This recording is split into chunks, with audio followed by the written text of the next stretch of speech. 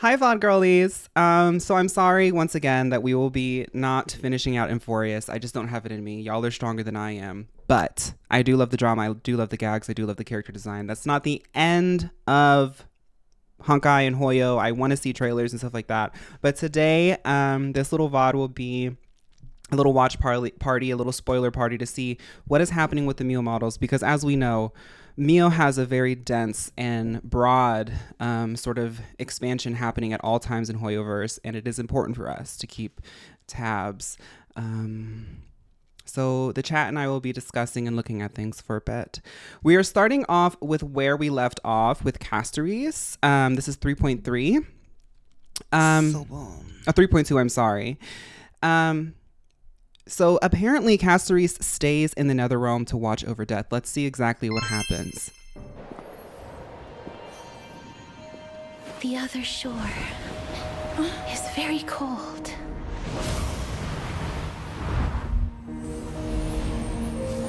May I borrow your warmth one last time? I want to see that again. Sorry, I was looking at stuff. I think it does finally clock with her. It's very cold.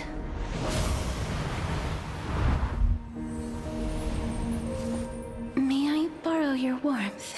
Oh, that was kind of a sickening little landing. Oh, she's so graceful. Look at that. She flies on the dragon. Is she like another dragon? Does she embody another dragon? Because the other dragon, which was her sister, looked a little bit different. This one looks like a different dragon. That's her ultimate, right? But is she like embodying like a sort of twin dragon to represent the fact that she's the twin who's like sort of taking on the next sort of iteration? The Glinda landing. The dragon was in the egg before. Oh, that's her sister. One last time. Thank you for fulfilling this wish of mine. The place I'll be going to is what humans call the Land of Sorrows. But with this heartbeat and the residual heat of this embrace... No, we can't die because technically we're already dead. I shall turn the Nether realm into a gentle place of rest. Oh, that's so pretty. Oh god, that like really inspired me. Like I immediately wanted to make a video with this like as like a sort of, I don't know, some sort of reference to that. I'm writing that down. Castorice sacrifices her life aesthetic.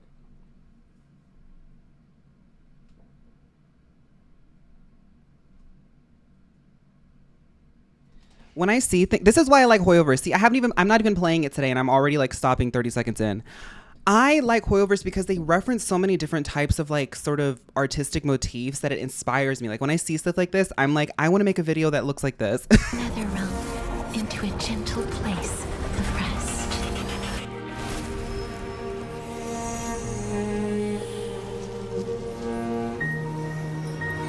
Castorice sacrifices her life aesthetic.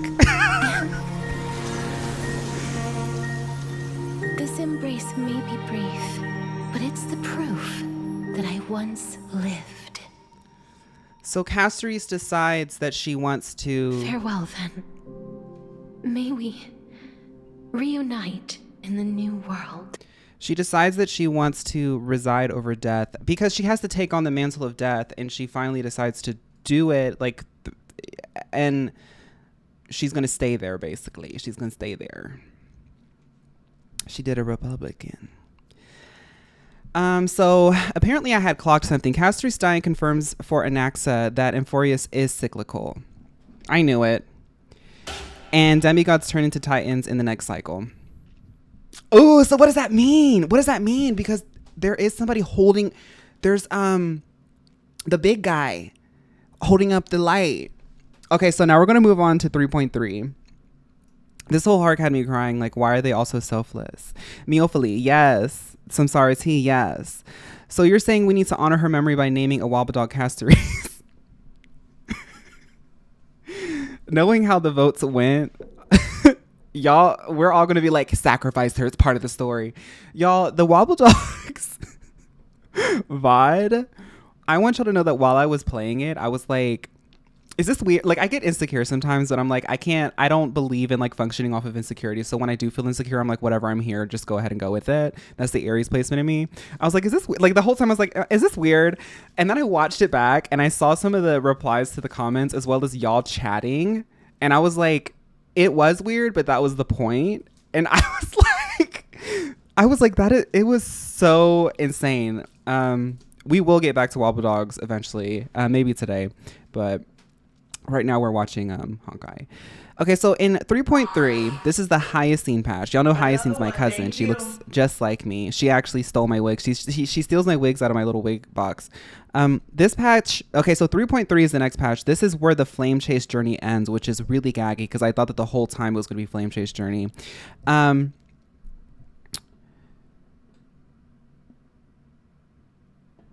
Okay, so Hyacine's going to slay a Titan in this. Okay, so let's watch this, and I'm going to look at the context.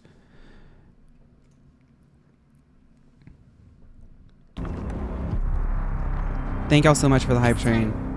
I will not. So, Hyacine I knew was going to gag, because I could tell by her her blueberry tips. Baby being misunderstood, never seeing her dream realized, and being devoured by her kin is a relatable parable. Literally, like, in the first hour, like, Baby was like, she was there and gone. Hey, Phaun, the one and only Bussy Queen here, playing Apex as well as watching Just Gotta Win. Purr. And not cut up on Honkai, but I'll watch anyways. Purr. Wait, their team is thank you, Comment, for curating a canon sort of alternate universe where I finished Amphoreus. They're literally copying me. I will not be overwhelmed by the darkness of humanity. Face us, Avatar of Sky. Oh, does she fight Aquila? Oh, see, Hyacine is kind of a diva because Aquila is kind of like the most domineering force in the narrative. And like, I think it's really cool that like the most like sort of girly pop, like objectively girly pop, the most girly pop of the cast objectively in terms of aesthetic, like she's pure alignment girly pop. You know, like Castorice is a little bit girly pop, but she's got a little bit of edginess, some darkness, you know, she can't really clock things that well. Hyacine, she can clock, she can gag, and she's like bright pink. It's really cool, the sort of contrast of her sort of fighting what I feel like is the most domineering visceral force of the Titans. She fights Lady Gaga's Killa. Killa. I need to get a soundbite of Killa. Okay. So my random stream thoughts that I've scrawled out on my agenda so far are Castorice, Sacrifice Aesthetic, and Killa. Let's continue.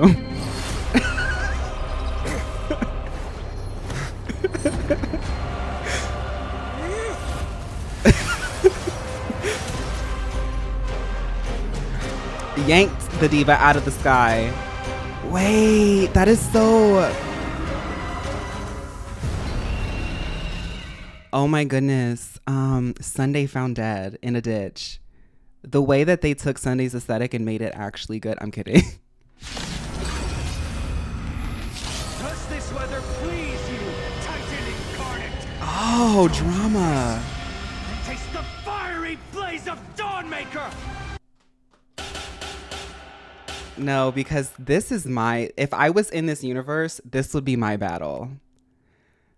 I would have a TikTok twunk yelling at the demigod of the sky. Does this weather please you, Titan? As I sit there serving like face. Her little bubble one, like. Hi, Baiju. If you could still hear my voice, Lady Celiosi. Behold, the strength of those who pledge to save the world. That's how you know she's a diva. She didn't say strength. She said the strength. The strength. Behold, the strength of those who... The strength. Who's Lady Celiosa? Lady Celiosa. Celiosa is a historical figure on Amphoreus and an NPC in the form of her consciousness being merged with Aquila. She was among the first of the Chrysos. Okay, she was the past Chrysos heir. Okay. The strength. Pledged to save the This is so Final Fantasy coded. You too will be cleansed with gold. And Phainon needs to understand that this is not his arc. She has started the original Flame Chase journey. I could tell by her name, Celiosa. Quick, behind me.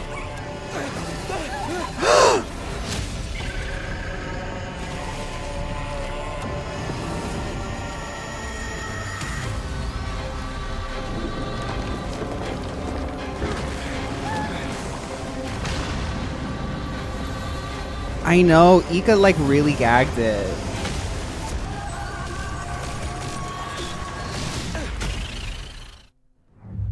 This is crazy. Stand firm. It's a long way down. Let's end them before we crash into the pool of gold. There is another world waiting to be saved. We have no intention of dying here with you.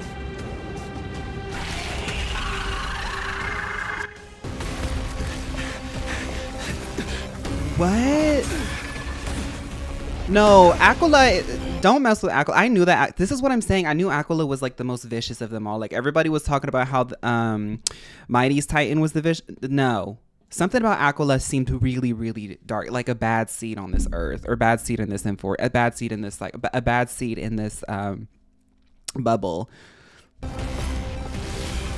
Titan.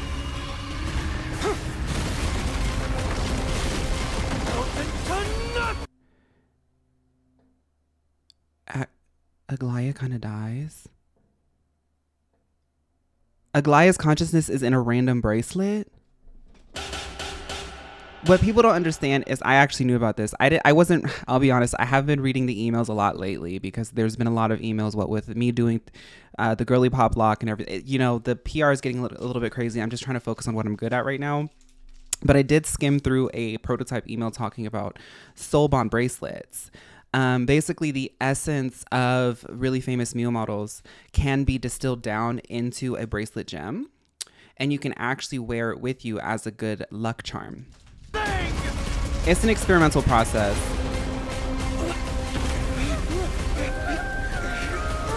Is that Aglaya? I have one that matches my Mew Omega stuff. That's Aglaya? I know she's mad, honey. I know she's mad.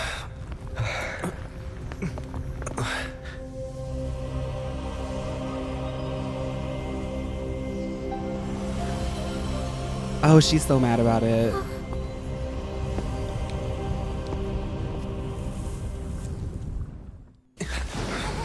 The new Mew Aglaya slit.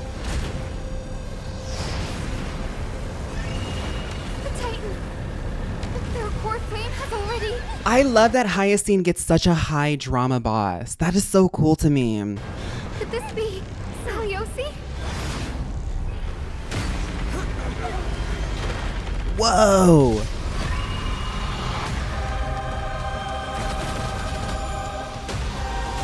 Like, what is this, phase 5? Blue Eyes White Dragon?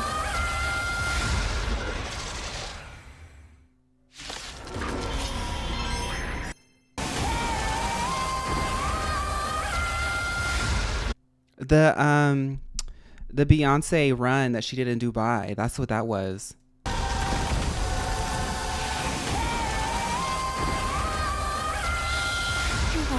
See, I'm gay. I hear the singing.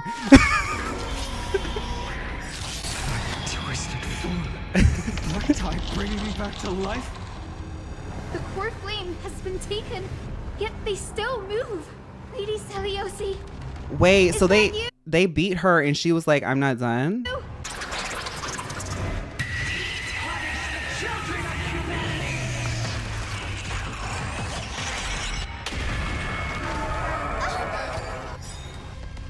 The Monica Ice stands are literally...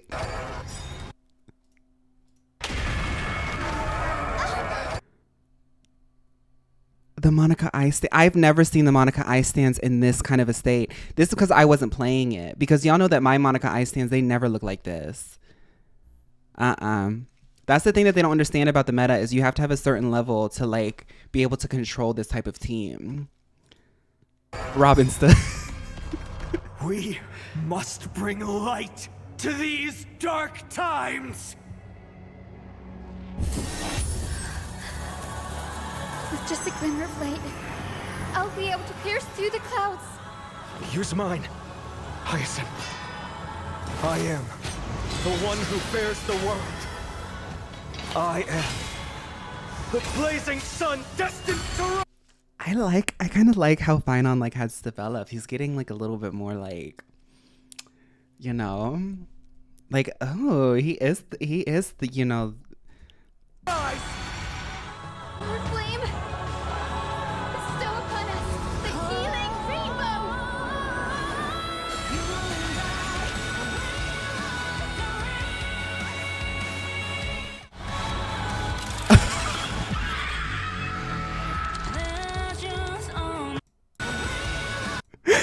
Hyacinth is so camp, girl. Our flame I know that wasn't her singing, but like this is her arc.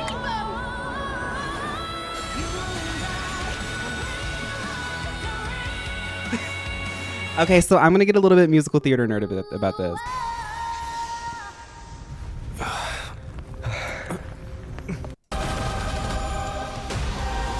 Listen.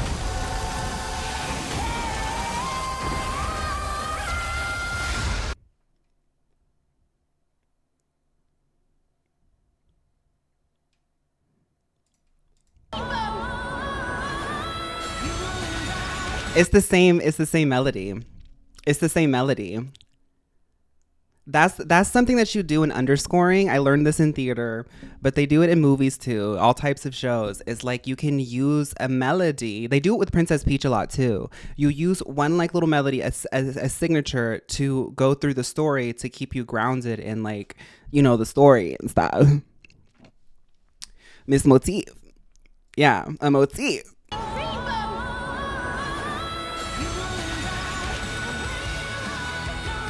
Oh, this is so gag.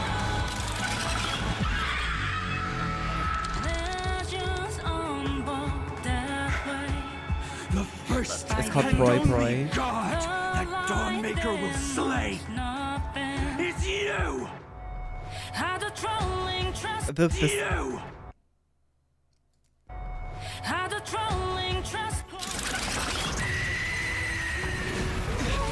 This is literally what it's gonna look like when gay people finally say enough is enough. All the LGBTQIA plus, including the allies, as well as the cis women who just like can't stand it either, when they finally say enough is enough and they decide to finally put an end to neoconservatism that's happening all around the world. A rainbow healing bolt will happen and we will all start singing Proi Proi. Heroes, help us!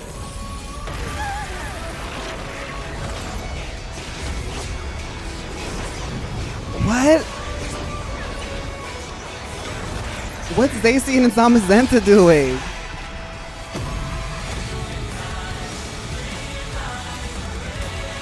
The woke ray?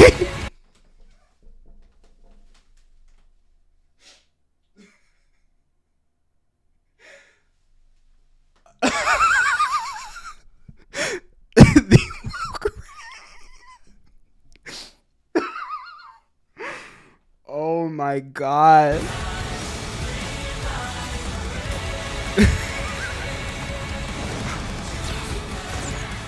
Hero of the sky, witness the will of humanity. Oh my god, Hyacinth is so like unicoded.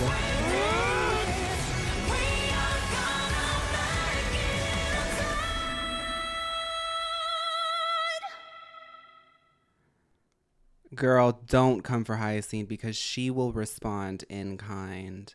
She will respond in kind. Proi Proi.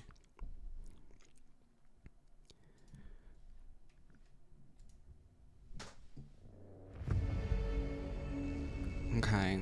Listening party. Hoyoverse has their own, like, sort of, if you can see it here in the bottom left, They have their own like production studio for music, Hoyo Mix. This is what I'm saying. Like, Hoyoverse, if y'all need a voice actor, an actor, a model, a singer, call me up because I want to be part of the production. I know y'all don't pay people, so it's fine. I'm already broke.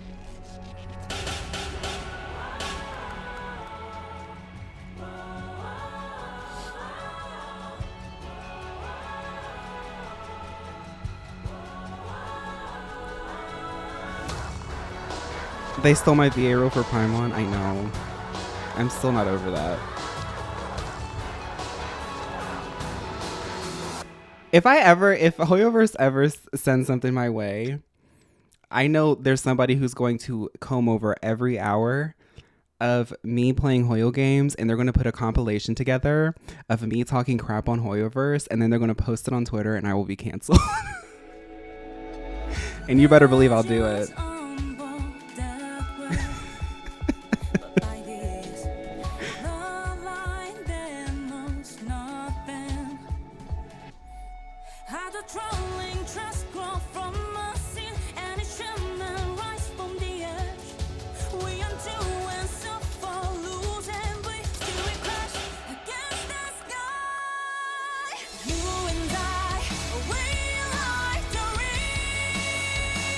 Yes.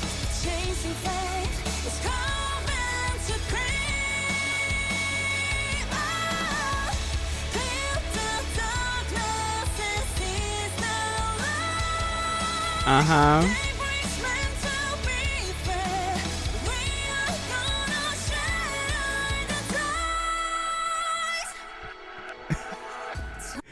Essentially, Hyacine is descended from the Sky People, including Celiosa, who started the Flame Chase journey, but it's revealed that all of it was a lie, and Celiosa merged with the Titan and killed a bunch of people. Oh, so she had lied.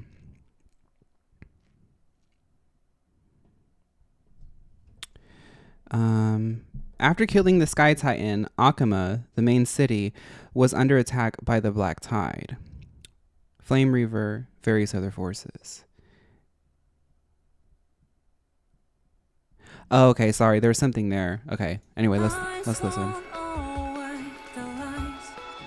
So if it's revealed that Aquila, who literally does everything in its power to keep people from leaving the stratosphere, because mind you, we were just floating around and they killed us for being in the stratosphere.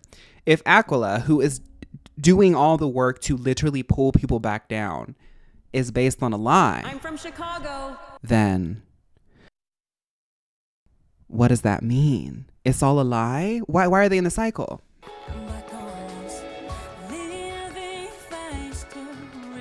Aglaia posing as the bracelet.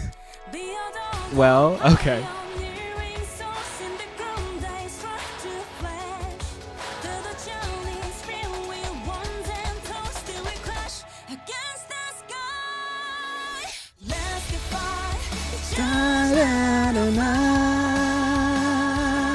I like that part.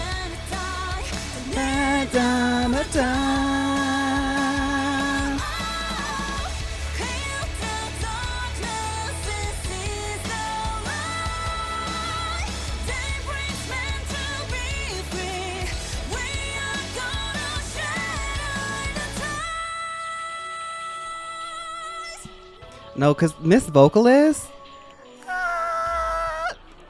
full belt. Come on now. Only talent is in the Hoyo house. They got Pauline for this.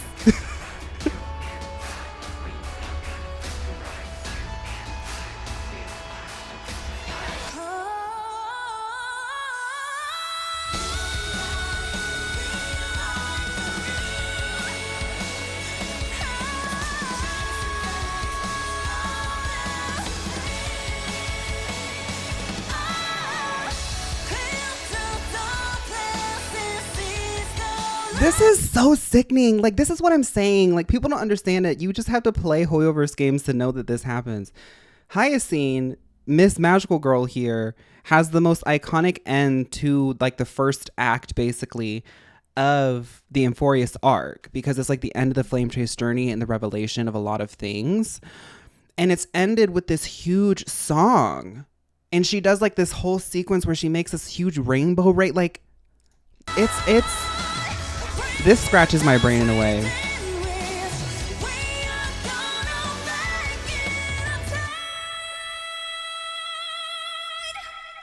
I know this. I know that after she recorded this, because you have to do multiple takes.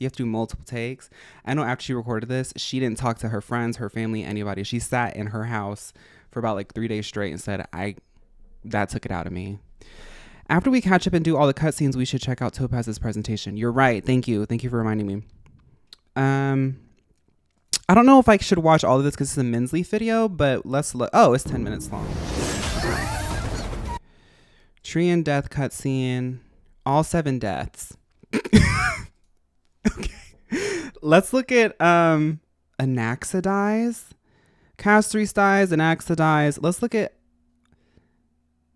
Aglaia dying.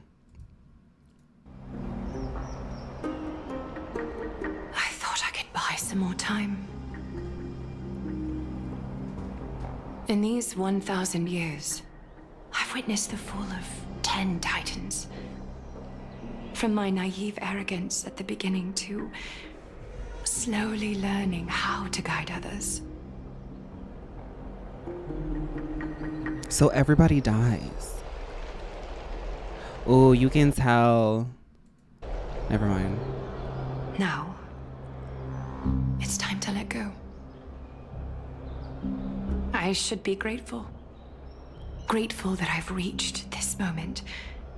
To let my departure become a path for others to follow. She is not going to jump into that little pool. Have I done enough? If I embrace that prophecy now, and sink into the warmth of these waters,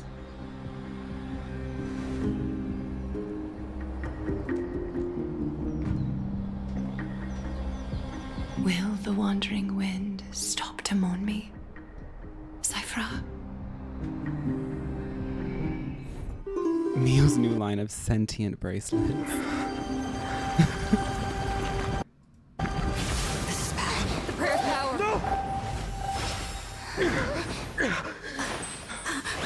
They really went all out on the cutscenes in this content arc.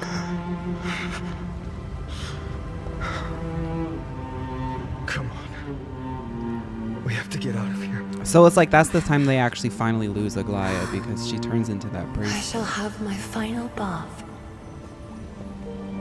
in warm and radiant gold. Oh, purr. I love Aglaia. Oh, wait. Cypher fights the Flame Reaver?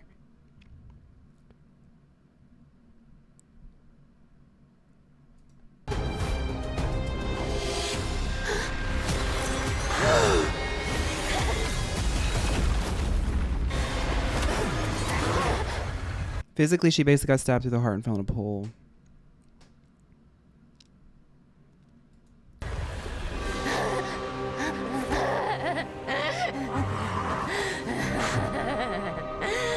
Only a mindless fool. Okay, she was stalling the Flame Reaver. Victory is mine, fiend.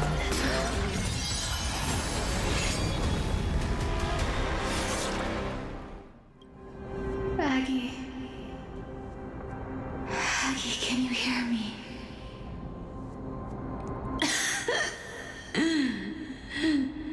Say something. Hi, Starry. For anybody who wonders, I got into Honkai and Genshin from literally just blind reacting to the trailers. I have, even as I've played the game, I have always been, because you have to like, you play the game and then you go into the wiki and then you listen to people's lore and then you get into communities and you listen. It's a back and forth. Like it's a sort of, it's kind of like how we do with Mio. It's just like a sort of thing, except it's not made up. Like we make it up here. Well, I guess it is a group of people at Honkai who's like sort of making it up, but it's kind of like that. But I love where they take things. I love the choices they make. It really feels like I'm watching an anime. It's like it gives me the same feeling of when I was like 13 and I used to watch like anime clips on YouTube. You know? But like what's cool is like asking the chat and everything like, so does this happen? Does this happen? And it's like, oh, okay. Anything. We don't make it up, we witness it. Please.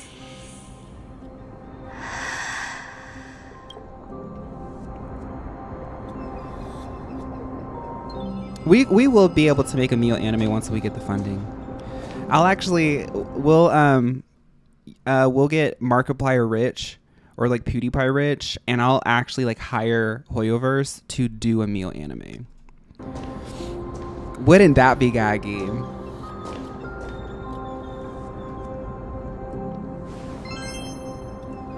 G stands for gamer. Thank you for 7 months.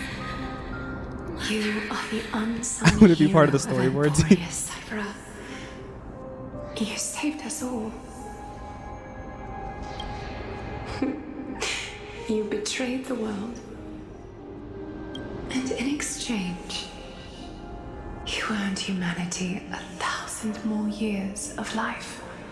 What's interesting is like Aglaia has always not questioned the flame chase journey and is still kind of, I guess in a way, seeing it through, but there is a lie to it. So I guess that's a little bit bittersweet, but she says that she's extended humanity's life. So maybe there is something still to it.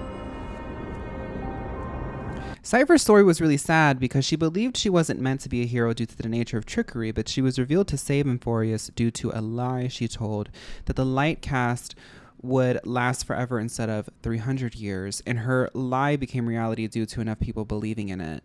Y'all know how I feel about that. But nobody realized what she had done even until her death, so she was known as the unsung hero of Amphoreus.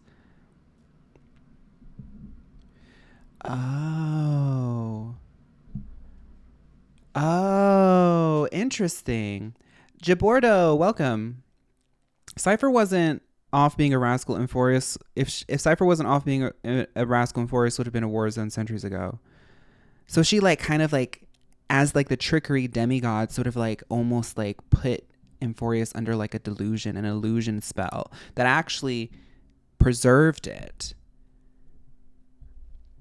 Get into it. You never really know. You never know what you're going to manifest. Just being, you know, when you're divaing out, queening out, sometimes you actually manifest certain things. You know? She basically warped reality. So with Cypher dying, her lie unravels and the light goes out, and essentially Akuma immediately goes to shit.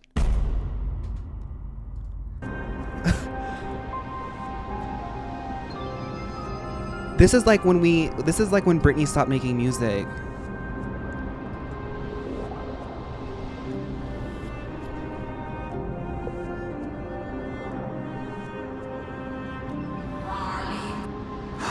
The little cricket. Cypher had to run away from Aglaia and Akuma to protect the lie that would save everybody, because Aglaia's golden threads could see through her and reveal her lie, but Aglaia never understood why she ran away. What? Oh man, I love that. Mighty finally dies. Hyacinth died. Okay, we gotta continue. Let's go to 3.4.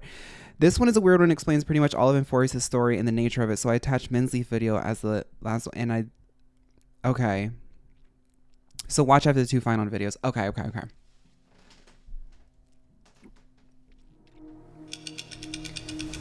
They say, if suffering has an end, then I will be the deliverer. And he's like the last one He's like the last one standing. He was so happy-go-lucky at the beginning, and now he's like... But why is there absolutely nothing behind me now? Y'all don't understand how much I love how like Hyacinth is kind of like the ingenue of the arc. Like she sort of like shows up like later on, but she plays a pivotal role in like carrying the twist if that makes sense. Like, she's not like the main character, but like her character is there for the twist in the story. And like the way that she's like, she just holds so much drama. It's so fun to see. It's so theatric. After it's over, I'll open a tailor shop. It wouldn't be bad to live for yourself. I want to be a normal person. That's not a wish. Time to see who's better. And stand up and face me!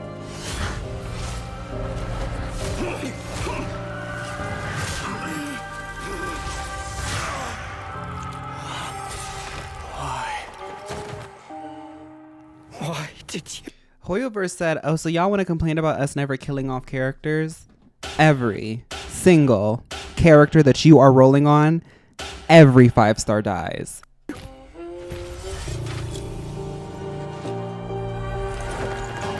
them all away from me! Oh, This world never again need a deliverer. I wasn't even ready.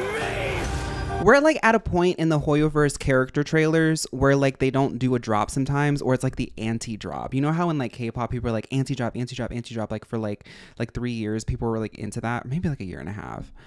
Like we're kind of like at that point where they're like playing with that thing that they established. May this world never again need a deliverer. Phainon of Ides Elysiae, what is your dream?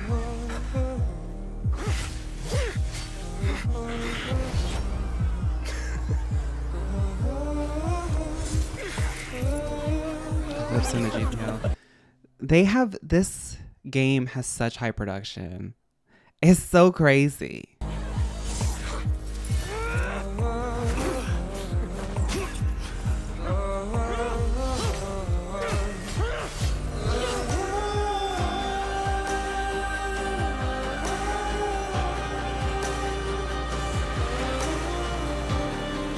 This is the timeline where we picked Litten. In truth, I just want...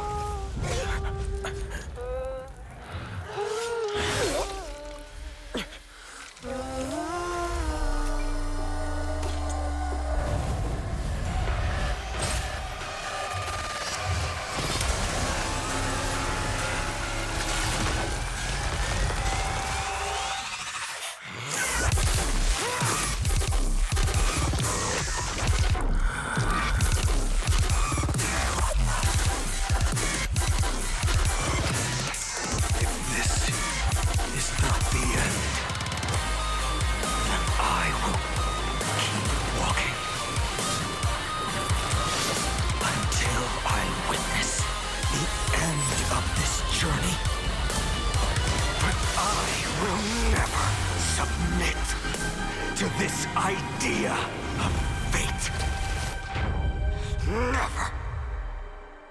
This song narrative, the 30-hour narrative,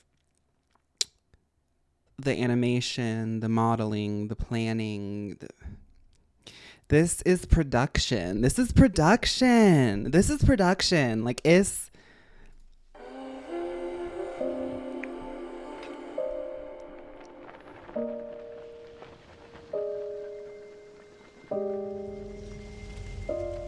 Oh, he's like looking at his like sort of dream, his wish, but standing in the reality.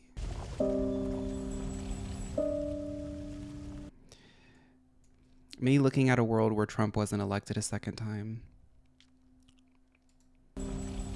I'm sorry, I just keep going there because that's where we are. When you see good art, it makes you think. You know?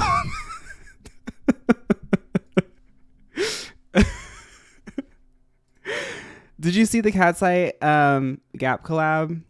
We'll be playing that tomorrow for the intro of Girly Pop Lock. Okay, so this is called Hark. This is a short.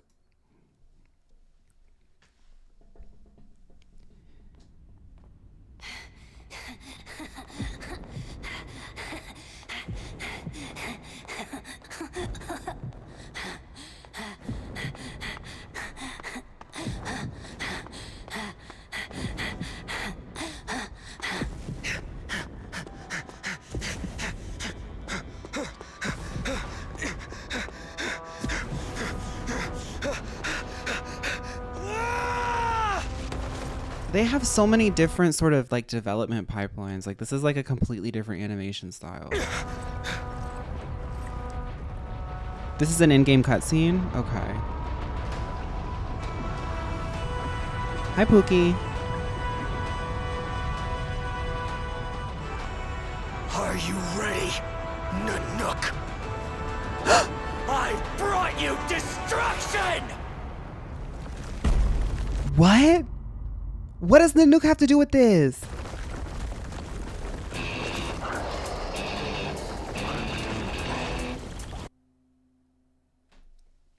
Okay, there's a Men's video coming up after. There's a Men's video coming up. We're gonna figure it out. Men's will answer all questions, girl. Stop, because we have to get back into the sequence. I know that Men's when these things come out, I can't imagine the amount of work that she puts into those videos. Because she is like studying every single like piece of literature and imagery in all of these patches for Genshin and Honkai. It's insane. It really is. She puts a lot of work into that content. And we will be watching.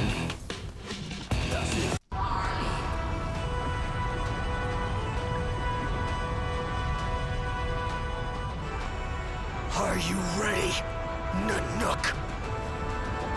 I brought you destruction!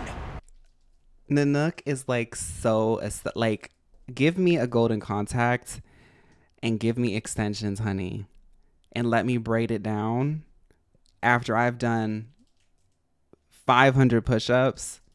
You couldn't tell me nothing. Like, Nanook is so tea. So evil, so tea. Like,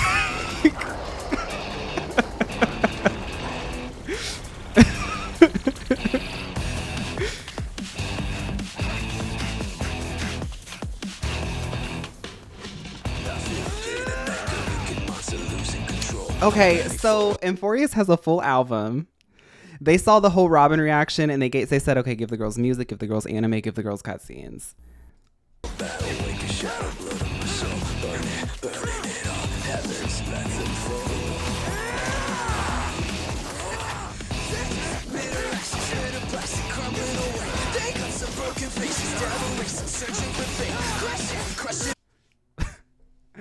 The TikTok songs are going crazy this patch.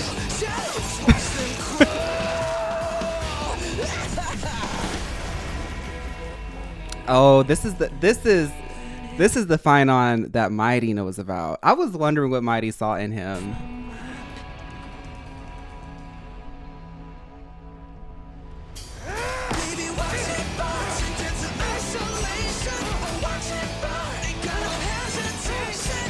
Fried chicken, thank you for 4 months.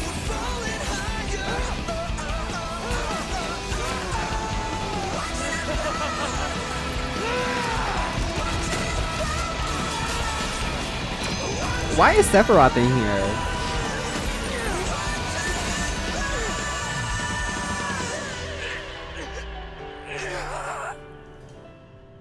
Does that make him stronger? Yes, Orchid. In this anime, it does.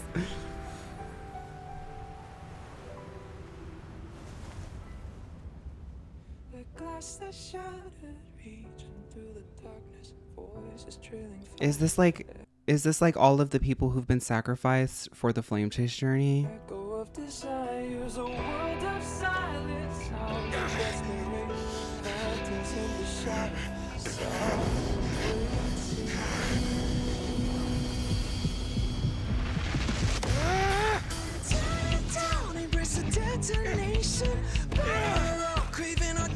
Okay.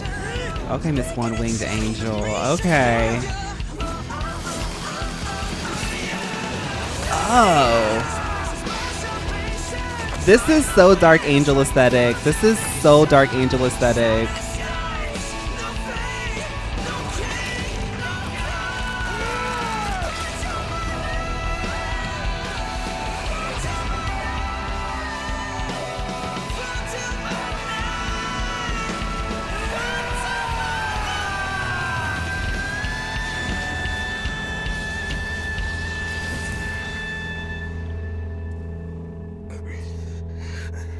This, okay, for my musical theater nerds, this whole sequence is literally what the song Gethsemane is about in Jesus Christ Superstar.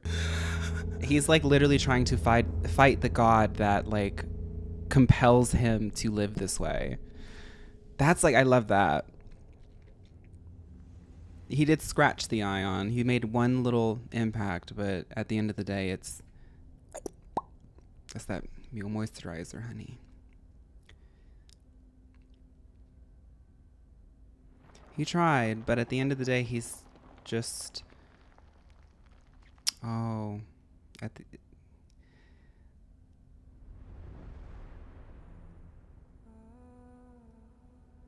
My wish? My wish is to fulfill everyone else's wishes.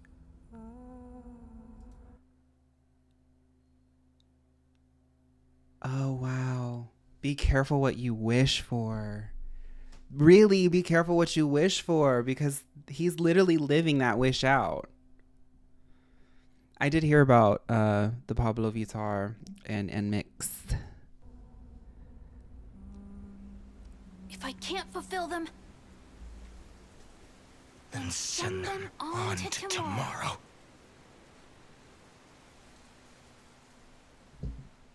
Okay, Minsleaf, I need your help, honey. I need your help, Minsleaf.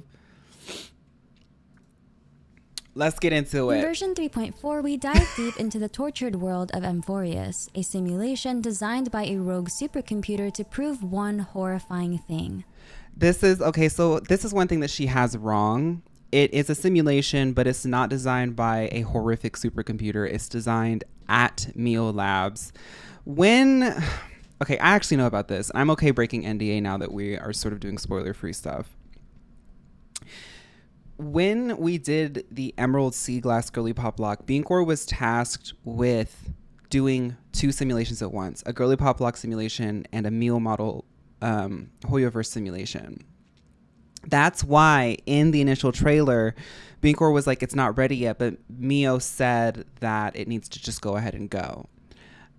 So we're running 2 simulations at once.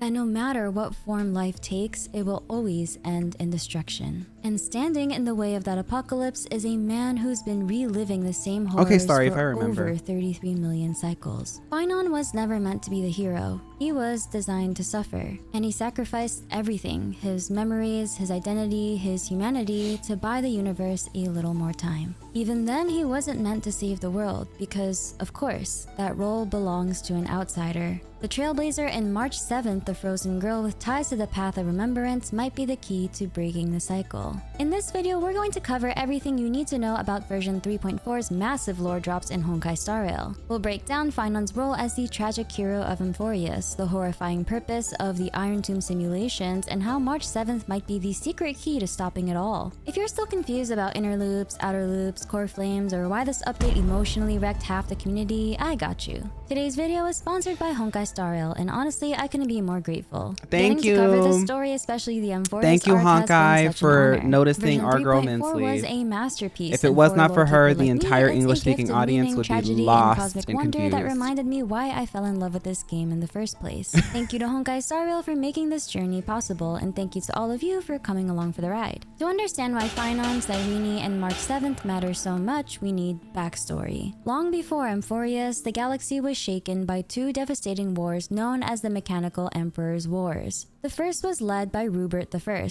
a sentient computer obsessed with erasing all organic life. Turn on subtitles? Of course.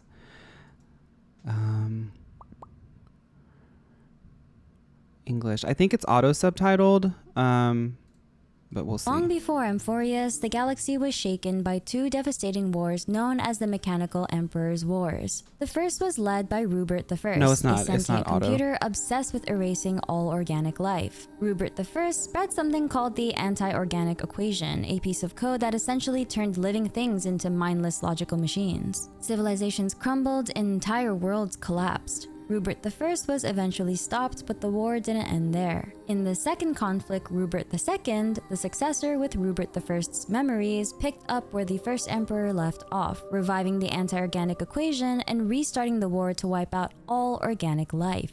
These wars paved the way for the creation of powerful AI constructs called scepters. One of them was Delta ME13, a planet-sized supercomputer originally created to mimic Nous, the Eon of Erudition. But something went horribly wrong. Ligus, a rogue scientist from the Genius Society, secretly tampered with Delta ME13 and changed its core directive from the pursuit of erudition to the pursuit of destruction.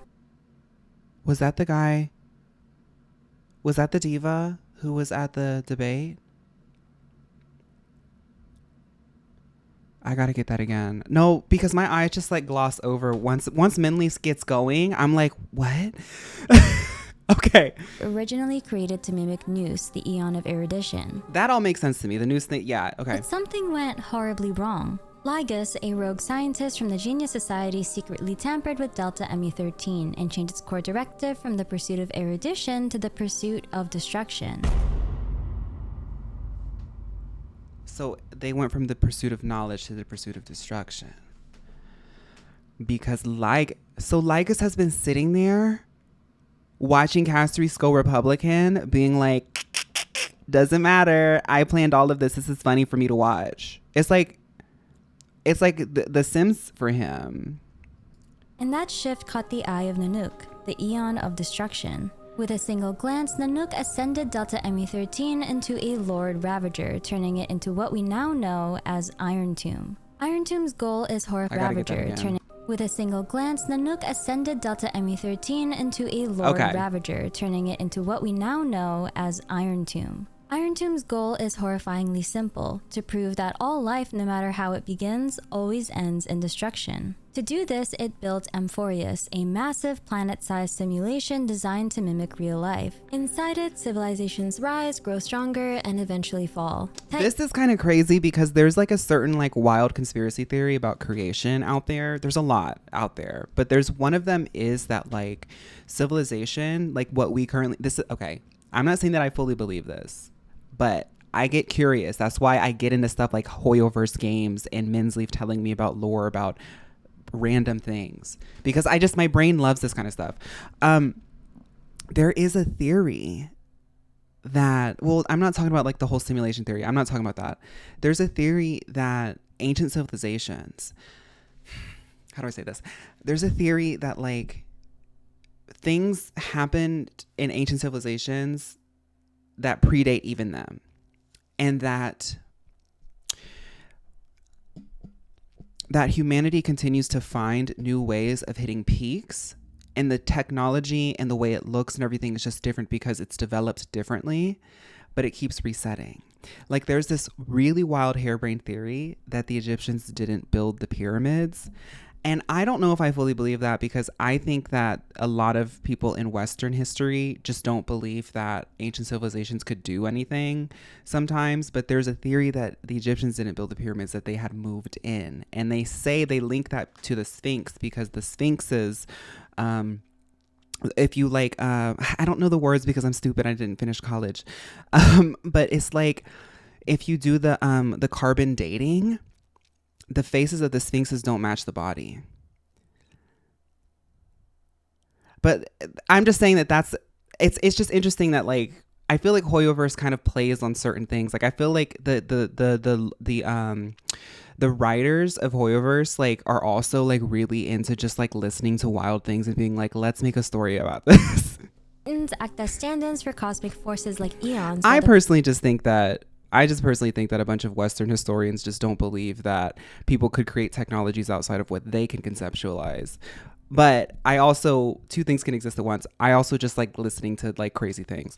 Christos heirs are heroes given power. All life, no matter how it begins, always ends in destruction. To do this, it built Amphoreus, a massive planet-sized simulation designed to mimic real life. Inside it, civilizations rise, grow stronger, and eventually fall. Titans act as stand-ins for cosmic forces like eons, while the Christos heirs are heroes given powerful items called core frames. I do think regardless of if you believe that, we do currently live in a time where we're witnessing like the ebb and flow of things. Like power isn't always constant. If there's one thing that we can understand is that there have been really intensely great civilizations all over the world that have met not necessarily a demise, but they wane in power, and they wane in relevance, they wane in influence for one thing or another. And there is a sort of pattern in that. I don't know if it's as great as like all of humanity was wiped out and we reset, but like, you know, and we didn't really start documenting history as well until like very recently in human history. So there's really no saying as to what happened, and sort of more primitive ways of like conquering made people rewrite and actually remove history. There's also like disasters like the Library of Alexandria. Who knows what we lost in that? But I just think that stuff's fun. It's like the mystery of what was in the past, because I really believe that all of us carry our ancestors' sort of feelings and stuff just like in our bodies, in our genetics. And we pass things down, and sometimes intuitively we understand certain things, even if we don't have the words or like the documentation to say it.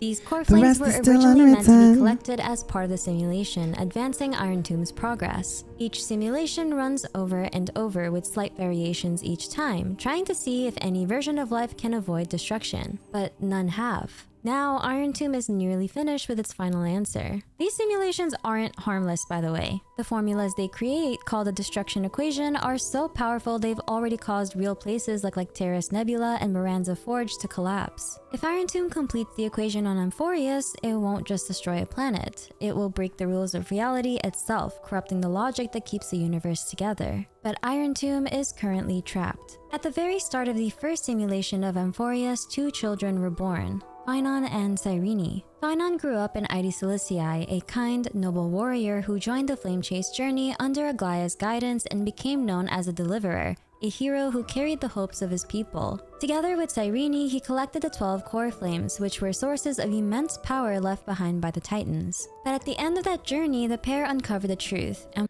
her weapon is cool. Her staff is cool. Amphoreus is pulling from less famous forms of Greek religion and philosophy, also about reincarnation plus the computer world. Yeah, verdigris. I mean, I've always clocked that Hoyo tends to use a lot of different mythologies and theologies and stuff like that to create really fun, wild stories. I think that, like, I promise I'm not going to keep rambling. Who cares? I'm going to ramble because I really like this kind of stuff.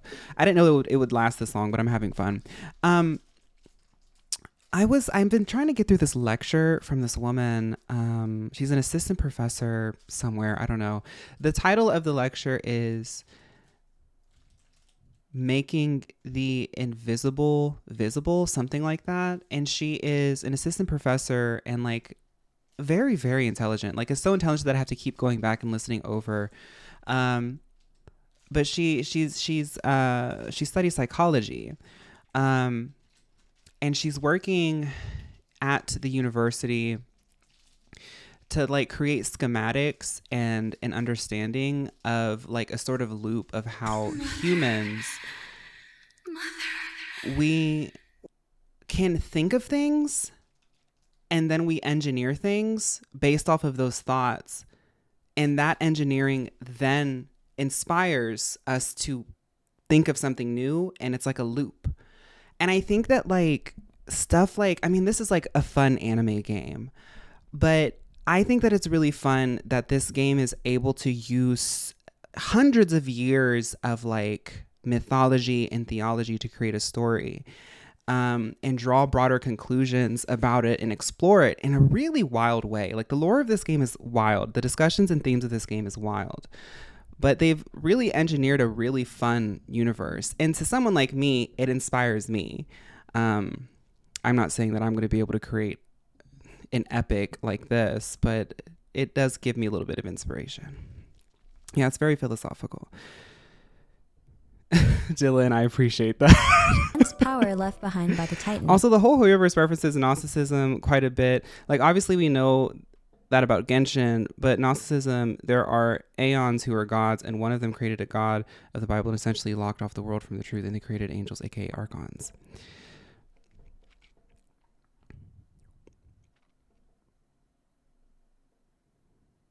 Yeah, I mean, I noticed a lot of sorry, I had to read that over again. I noticed a lot of similarities with Genshin. I think, you know, honestly, they imagine it in like a new way. I don't want to say it's like a copy and paste. Like, people will be like, oh, samsara all over again. I guess, yeah, but the idea of the samsara is like a sort of narrative tool to that can be remixed in a lot of different ways. But at the end of that journey, the pair uncover the truth. Amphoreus is a trap. All of it feeds Iron Tomb and its calculations. The coming of the Era Nova, the final stage of the simulation, would mark Iron Tomb's full awakening as a Lord Ravager. To save Amphoreus, Cyrene uses her connection with the Aeon Fuli to trigger the Eternal Recurrence, a timeline reset that halts Iron Tomb's progress. She and Phainon remove time from the system, allowing Fuli's gaze to fall on the scepter and create an endless cycle of rewinding history. But for time to disappear, Cyrene, as the Chrysos heir of time, must disappear as well. She sacrifices her memories and entrusts her future selves to carry on the cycle. Without her memories, her consciousness eventually becomes the fairy Mem after encountering the Trailblazer. Thanks to Phainon and Cyrene, the simulation keeps resetting. Just before Iron Tomb can finish its final calculation and hatch, they rewind time again and again. The simplest way to think about it is this. The Eternal Recurrence, the inner loop, is like replaying the same level in a game over and over until you... I like that they really go into the computer thing. Like that adds like, because the Amphoreus is so like Greco-Roman. It almost feels like pre-computer in a way. But they're all inside of like this really intensely sophisticated, advanced like computer. Beat it, and in each run, your inventory is the same. The outer loop is when the entire game restarts from the beginning each time you finish it, and you start over with a completely different inventory. It took 33,550,336 Eternal Recurrence inner loops for the Trailblazer to finally the bugs with the emojis were there the whole time. This is shown in Phainon's trailer. The loop counter goes for the Trailblazer to finally arrive. This is shown in Phainon's trailer. The loop counter goes from 35 to 36 when it's the a roguelike. Express, or rather the Trailblazer, arrives in the Honkai Star Rail logo. Phainon takes on the burden of these resets. Over countless loops, he absorbs the core flames to grow stronger in the desperate hope of one day standing against the Eon of Destruction. By the 33,550,336 Eternal Recurrence, Phainon absorbed the power of 402,604,000. This is a roguelike. Core flames. And with that power, Phainon did the unthinkable. He scratched the cheek of Nanook, the Eon of Destruction, something no entity born within a simulation should ever be capable of. I just want to call out how this is like my Hades save file.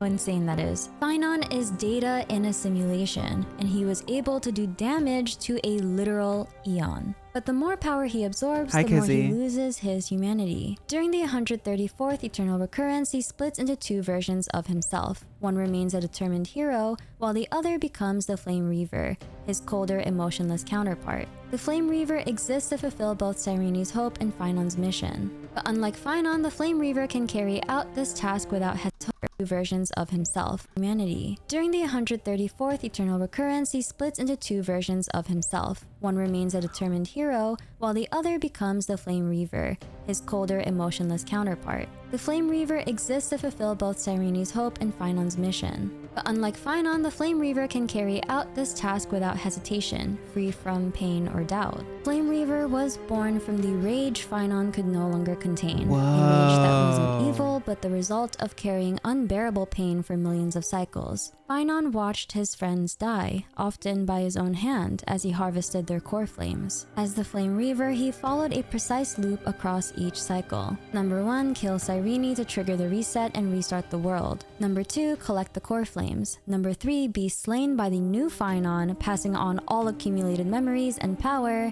And finally, number 4, repeat the cycle. Phainon is a gentle soul forced into a gruesome role. He was once a kind and humble dreamer who longed to be a hero. Instead, he burned through eternity, not to save the world himself, but to make space for someone else. In a way, it's almost like the Phainon that we know is the one, I guess, because it's like, in a way, obviously he's stuck in the loop, but something in that character wants out.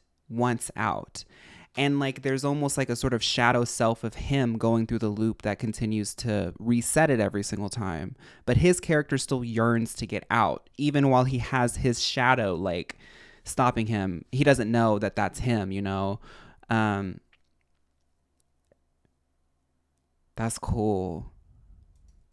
After Phainon doesn't do this when Iron Tomb, the Emanator of Destruction, will wreak havoc on the universe. If Phainon doesn't do this, Iron Tomb... Oh, okay. Millions of cycles fighting to delay Iron Tomb's final calculation and become a fully fledged Lord Ravager, Phainon makes one last stand and tries to punch a logical hole in the system itself. But he's ultimately defeated by a simulated version of Zephyro, a Lord Ravager and emanator of Nanook. In the aftermath, Phainon is absorbed by the very system he tried to resist, and Iron Tomb's progress climbs to 99.81% completion. What lies ahead for Phainon and Cyrene is uncertain, but their roles are not finished just yet. Despite their immense sacrifices, both characters remain uniquely positioned to influence the final outcome of Amphoreus' fate. Cyrene's connection to the Path of Remembrance in the Aeon Fuli sets her apart from every other being in the simulation. Born within the artificial world of the scepter, she shouldn't be able to perceive anything. Okay, so this is analysis and stuff. Okay. Let's move on to 3.5. Oh, so in 3.5, the Trailblazer starts another cycle to hopefully fix everything and stop Lygus, taking Phainon's role as a deliverer in Amphoreus. Can you watch the Myriad Celestia 2 Honkai Star Rail trailer? Okay.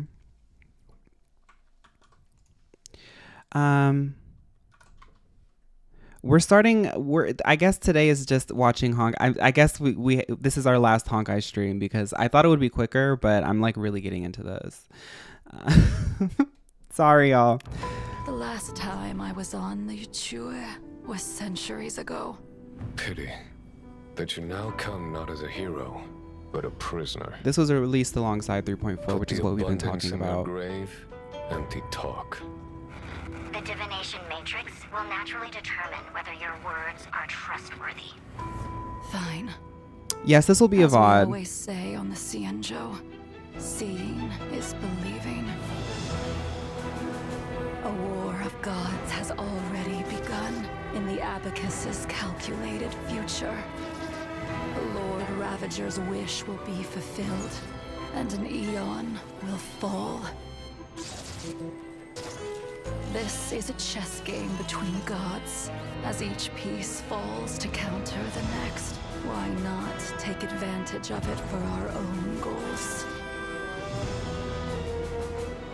The Alliance already has the Swarm Author's remains to kill a god. We just need to temper the Hunt's arrowheads with Ruin's golden blood.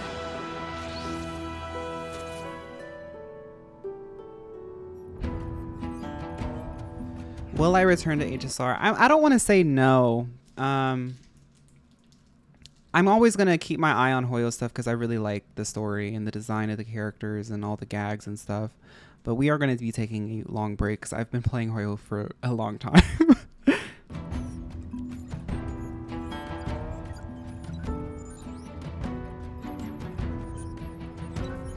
A colleague told me that the Cienjo Alliance is not our enemy.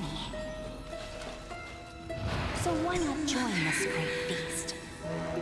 And observe how billions of beating hearts walk into irreversible demise. Indeed, death is not a process, but the outcome.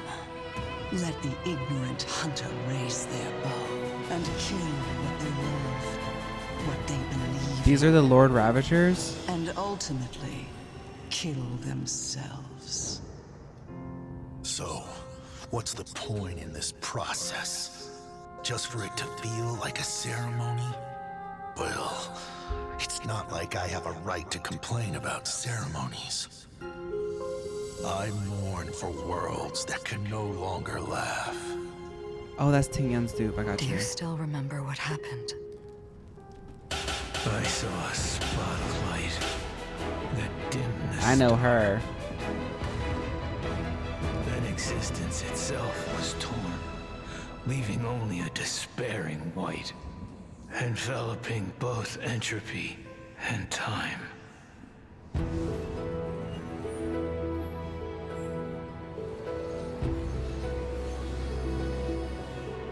God, could you imagine if they made like a sort of like, if this team just like, it doesn't even have to be something based on the games. If they just did like a standalone narrative movie that they played in theaters, like a cinematic theater movie.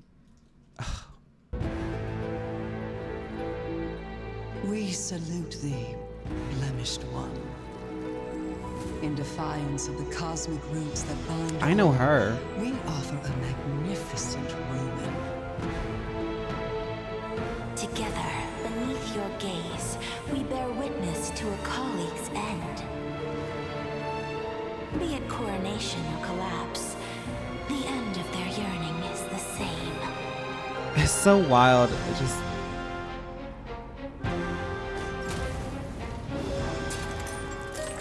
Just to witness? That feels like formalism. Even if every genius in the cosmos dropped dead, what's that got to do with us? Whoa. Still not enough for you? The fools will only flounder in tears after the wise have been buried. Cease your chatter. The sun has risen from the end of time. Okay, Starry, thank you. When Iron Tomb finally breaks its shell, the erudition's calculations will meet the end. So these stories and these trailers, they tend to like preview a lot of stuff that's happening in the lore without like explicitly explaining the A to B of what's happening. Minsleaf will put that together for you. But it does hint at things that do exist in lore. And I think that's what's exciting to me. Because I can't really put together all of the things, but being able to see the Lord Ravagers. Trailblazing always ends up igniting something, no? Then, they'll achieve an even more majestic ruin. Yeah, when Amphoreus pops, they're gonna go to war, and all the divas are like, ooh. That's basically. Prisoner who picked up Starfire. If you are to become the first spark, then come and leave the cave with me. And in that fable about the stars, we'll pen the prelude of destruction. Okay, so now let's get to the gaggy trailer of 3.5. This is the trailer for 3.5. The Trailblazer wants to restart the cycle.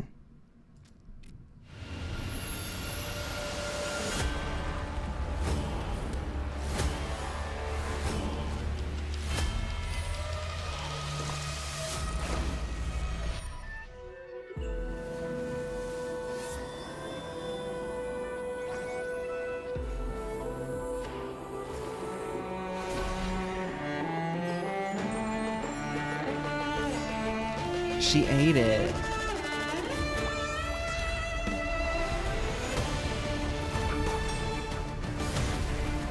Whoa.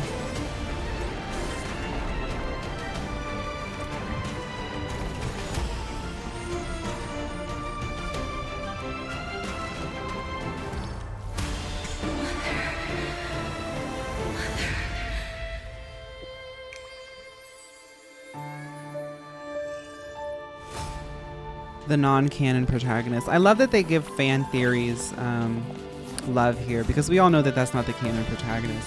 So are there different Chrysos heirs in this redo because they're restarting it? Because they're doing it as the protagonist is the deliverer now? It's like a remix. It's like Brat remix album. I like Emo March. She looks cool. She reminds me of Mina in Deadlock. Oh, they're just dead when I came in. Oh, okay.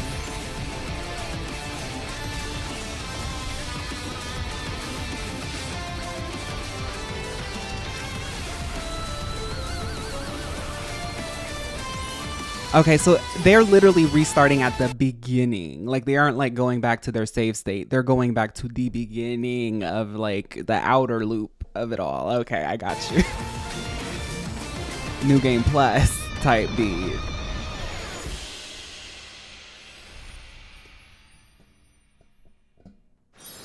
Please pause on Cyrene. Is that Cyrene?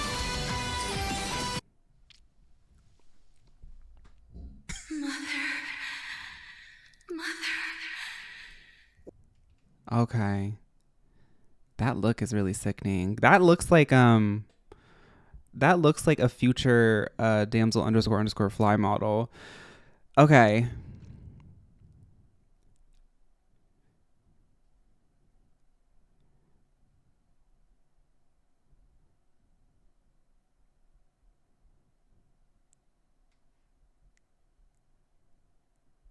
Hi Mapsuki.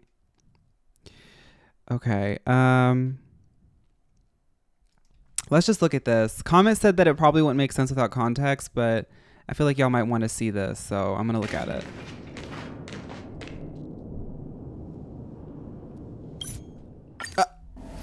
Is this Nini's gameplay channel?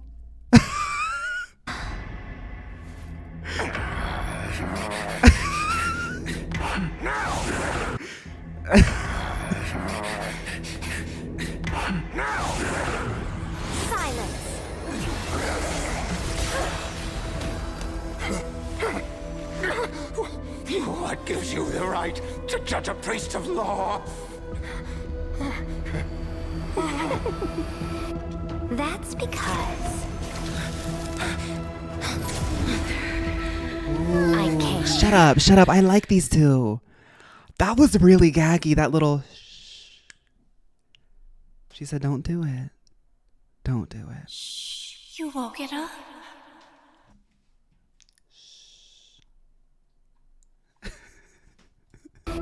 That's because I came.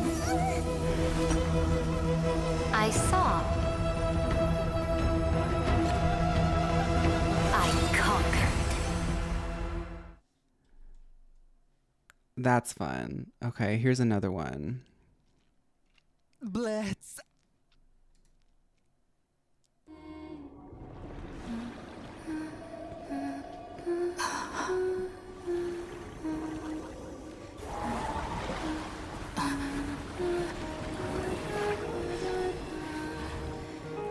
Probably not today, Mapsuki. Seems like my feast is over. It's now your turn to perform.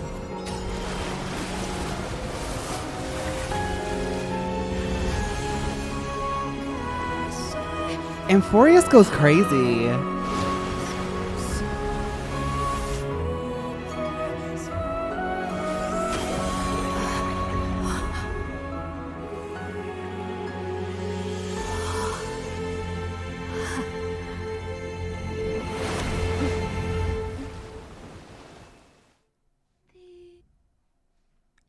They're Yuri. Well, I love that for them. Okay, this is the last cliffhanger. This is the last cliffhanger as of right now. We have Emo March and Don Hung. Girl, this is so wild. Honkai Star Rail is like watching, like, you know, like back in the day when we used to all like Sonic and people would be like, this is Dark Amy. I know this isn't Emo March. This is somebody else, right? Oh. So this isn't just silence. It's the answer. What was the last thing she said to you before you parted the waters at the Scale Gorge waterscape? Shut up. Because March was frozen in time at the beginning and had floated through until she got to the train. They never explained where she came from. Was this maybe March before all that had happened?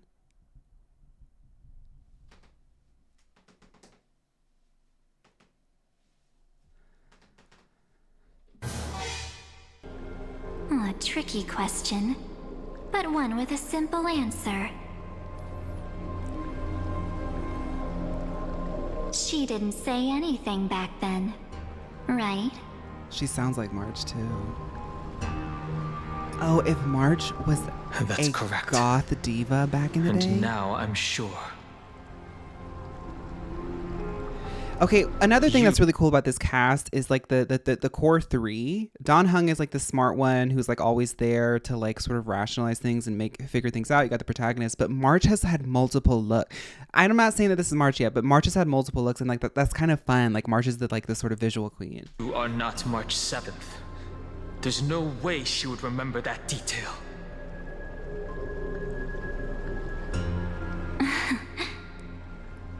I'll only warn you once. Leave her body now. How impulsive. That's not like you at all.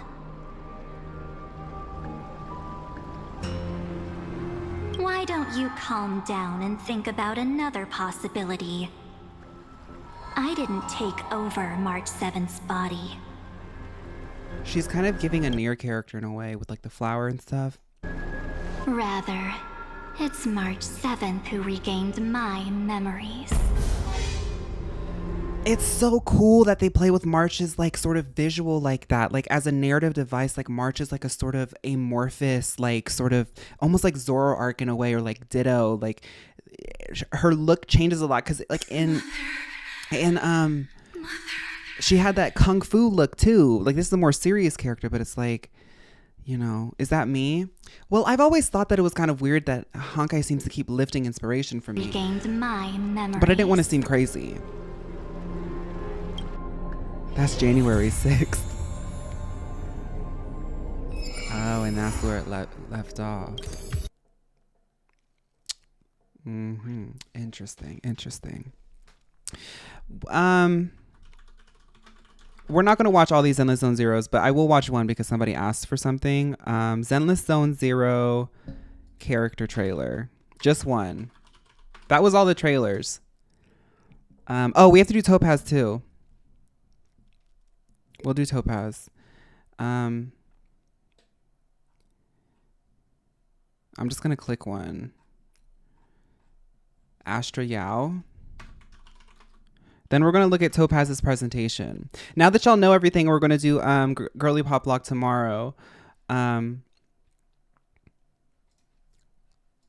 be able to put some you know, there will be a VOD of Hiene, yes. Staying true to myself. No need for validation. I was born free. A Mio model. She's doing it. That's literally a commercial. No need for validation. I was born free.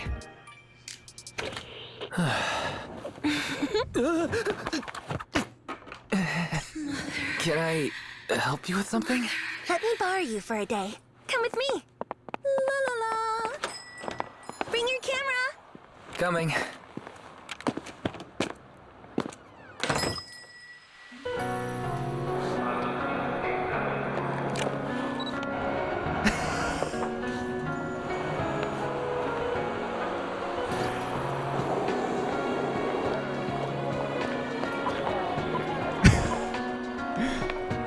Girl, some of the design elements they choose in Honkai, I mean Hoyo, they make me gag.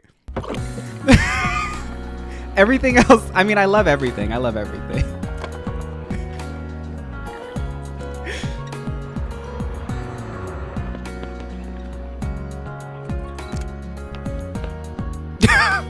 Get into it. Because me too, girl. Me with my gay best friend. So tired. I'll remember this day for a long time. Oh, and as a thank you for spending the day with me. I like the way that they animate the eyes in ZZZ. They look like paintings.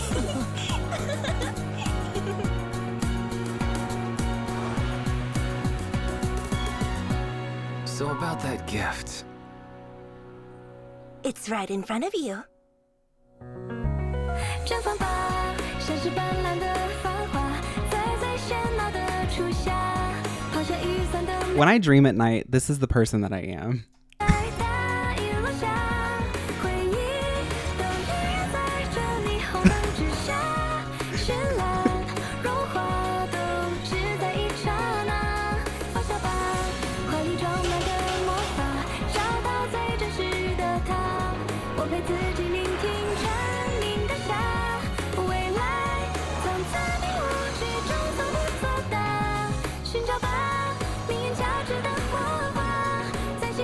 That's Neil Records, honey.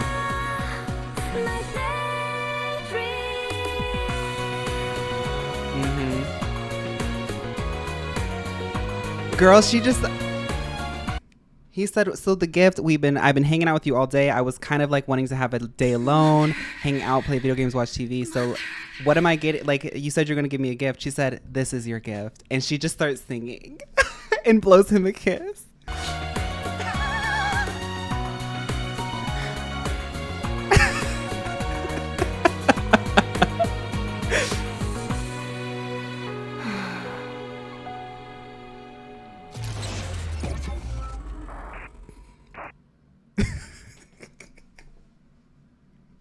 I like her. Okay.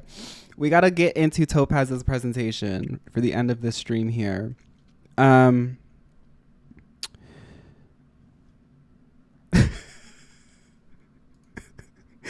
She said, here's the gift. She made it up. She didn't have the gift ready. She was like, I can sing. I'll just sing for him.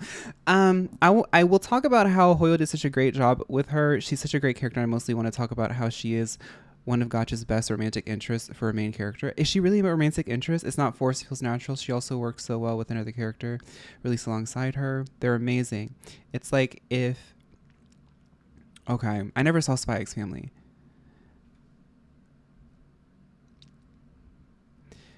Okay, y'all ready for the presentation? Phaun's HSR characters as GPL Season 7 icons. We're going to tie it all together now that y'all have seen it all. Okay? Every time I see a cutscene from CC3, I grow more scared. The Monica Eye stands. Initiating smize. Spot the difference? You can't. This is by Topaz, by the way. They literally, like, this is what I'm saying. I love doing this. I love being able to do this because I just wake up and I get a DM and somebody makes a presentation and I get to laugh and giggle. Okay, so Robin is Calypsa, the main vocalist of the group, here since day one. Kind of true because we went from pre-Amphoreus to Amphoreus with her. In the other team too, you're right. Calypso follows in Harmony the melodic's footsteps, and Robin follows the path of Harmony. Get into that. See, this is what I'm saying. Like, people are like, "What's the Mule lore? What's the Mule lore? What's the Mule lore?" We are witnessing it. Always ties itself together. You know, it always ties itself together. Okay, Hyacine, Lebugbu, it's squishy. The emote girl. Because that's what that was literally my reaction when I read that. Ultra high femme magical girls both have matching color schemes. Pollen Puff and Draining Kiss are both moves that can be damaging and or healing, just like Hyacine's kit. Little Onika burgers with the little toad. Topaz. Oh. The Herta is Jana the cast form. Never seen perfection before. Jana is an unrivaled genius. Jana is an inimitable beauty. Jana is a peerless gem. Jana is unrivaled genius. Jana is... Come on, get into the special slide for Jana. I love Jana. Also, we have to stop and appreciate the fact that Topaz took the time to find high quality PNGs and make them transparent and also match them to the silhouette of the Pokemon. I know what had to be done here. So there was a lot of work that was done with this. I appreciate this. Like, Lebugbu is fully wigged. I can tell, like, this is Okay. Mini Herta, Emma Star, because there is a mini Herta, Emma Star, Danger to Society. This big diamond is all yours. And then you put the hat on all of these. One of the Herta / Janna's drag daughters, the Herta's puppets, the Janna 3 from Banquer's Ball. Oh, that is such, see? Yeah. I have plans to rewatch the last season of GPL season 3. There are so many iconic divas that season. Season 3 is what started it all for the girly pop lock. That's where we really tapped into the energy. Stormy is always twirling in the animations. I love this one right here.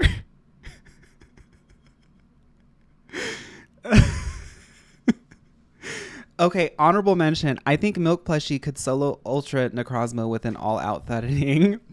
One day after dinner, while my younger Mew model and I were lounging with Miss Agura Mew's yard, we spotted a cub plushie all on its own. That baby bear was so plushie kind of is the Charmony Dove of season 7, because we've been like doing like this sort of copy and paste thing on. I didn't really notice that. I just kind of like go with the flow of it. But look here, brother, a little dog. Linksha So Gabriella. This is so crazy to me. Yeah. The bang is so crazy to me. Bunnies. Both were more relevant in previous seasons.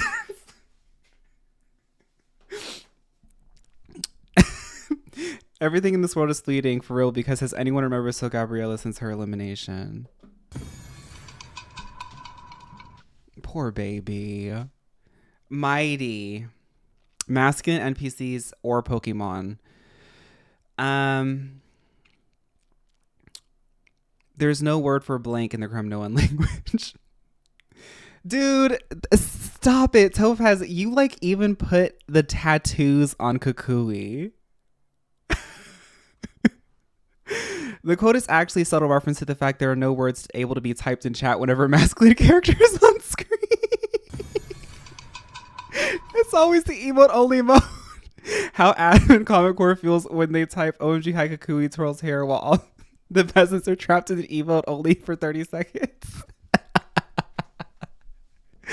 No. No, it's yeah, it must be done. I think it's funny. Like sometimes when I'm in the middle, of doing like everything, it doesn't even register to me that there's like a man on screen, because Alola just got, Alola's got the men. It doesn't register to me because I'm like in the moment. Hey Deku. And then I look over and I'm like, oh right, Guzma's on screen, Kukui's on screen, because I see a bunch of milk dogs. Hi Deku. Okay. Kafka is Starburst. Time to say bye. Boom. Where's Starburst.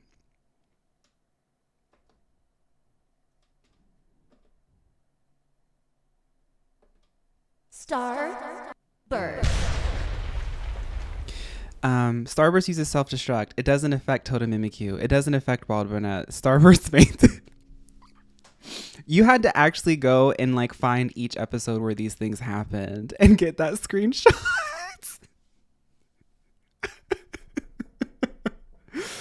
Girl.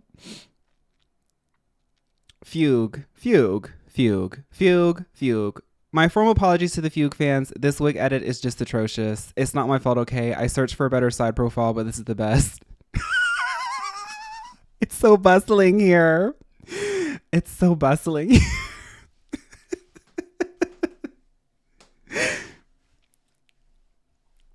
I love that. Wait, I forgot about... I always forget that this diva's up at the top right, but she really has been there for us a lot. Thank you for attending Topaz's presentation. I hope you enjoyed all of Topaz's stiff wigs. Thank you, Topaz, for making this. This is honestly like perfect timing, because tomorrow we're doing girly pop lock. So now people will finally understand the Fugue thing. I wonder if I can find Fugue. It's so bustling here. Oh, girl.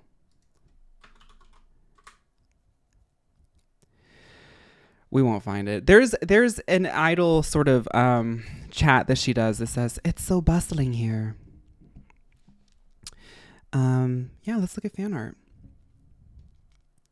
Oh, wow. So this is by Sublink, Vertoxica for Champion. This is insane. Actually opening it up, like, I saw it, like, it's a smaller screen on the Discord that I have opened here, but like opening it up, wow.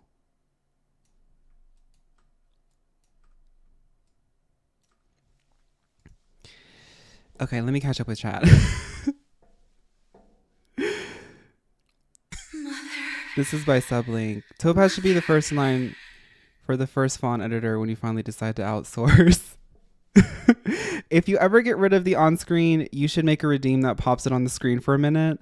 I like little buddy up there. I don't know their name. I like them. They're going to be there for a minute.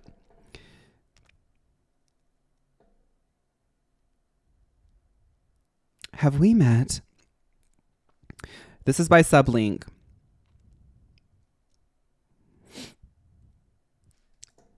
I'm putting that in the fan art. I think.